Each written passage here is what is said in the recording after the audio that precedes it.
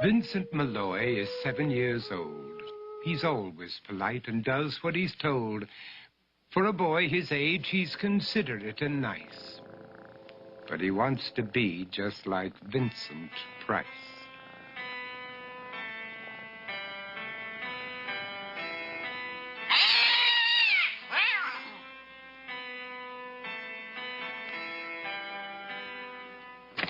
He doesn't mind living with his sister, dog, and cats, though he'd rather share a home with spiders and bats.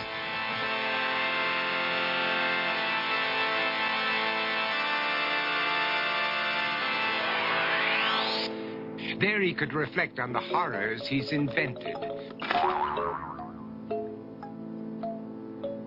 and wander dark hallways alone and tormented.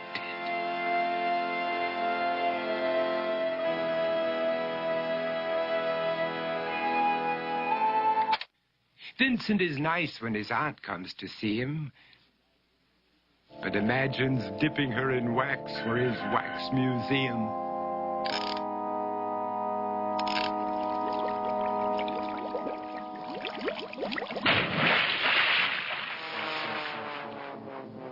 He likes to experiment on his dog, Abercrombie, in the hopes of creating a horrible zombie, so he and his horrible zombie dog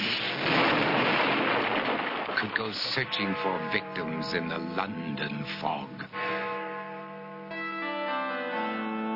His thoughts, though, aren't only of ghoulish crime. He likes to paint and read to pass some of the time. While other kids read books like Go, Jane, Go, Vincent's favorite author is Edgar Allan Poe. One night, while reading a gruesome tale, he read a passage that made him turn pale. Such horrible news he could not survive, for his beautiful wife had been buried alive. He dug out her grave to make sure she was dead, unaware that her grave was his mother's flower bed. His mother sent Vincent off to his room. He knew he'd been banished to the Tower of Doom, where he was sentenced to spend the rest of his life alone with the portrait of his beautiful wife. While alone and insane, encased in his tomb, Vincent's mother burst suddenly into the room. She said, "If you want to, you can go out and play. It's sunny outside and a beautiful day."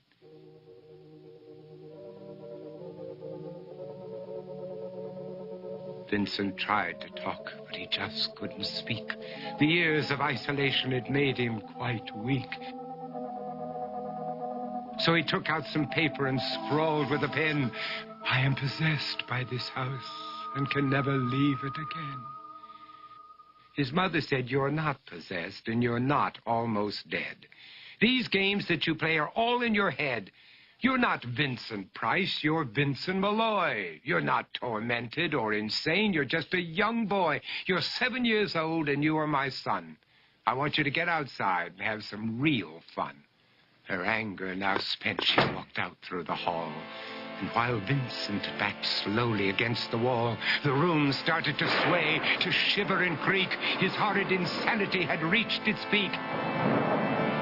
He saw Abercrombie, his zombie slave, and heard his wife call from beyond the grave. She spoke from her coffin and made ghoulish demands, while through cracking walls reached skeleton hands. Every horror in his life that had crept through his dreams swept his mad laughter to terrified screams. To escape the madness, he reached for the door, but fell limp and lifeless down on the floor. His voice was soft and very slow as he quoted The Raven from Edgar Allan Poe.